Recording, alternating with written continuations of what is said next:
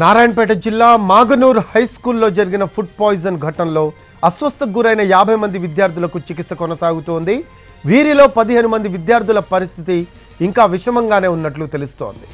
Food poison ఘటనపై serious అయిన ముఖ్యమంత్రి రేవంత్ రెడ్డి విచారణకు ఆదేశించారు. హెడ్ మాస్టర్ను సస్పెండ్ చేసి మధ్యాహ్న భోజన ఏజెన్సీని రద్దు చేశారు.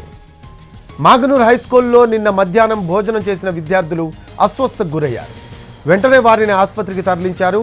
మాగనూరు స్కూల్లో ఫుడ్ పాయిజన్ జరగడం మూడోసారి అని విద్యార్థి సంఘాల నాయకులు ఆరోపిస్తున్నారు. మధ్యాహ్న భోజన ఏజెన్సీ హెడ్ మాస్టర్ నిర్లక్ష్యం వల్లే ఫుడ్ పాయిజన్ జరిగిందని ఆగ్రహం వ్యక్తం చేశారు.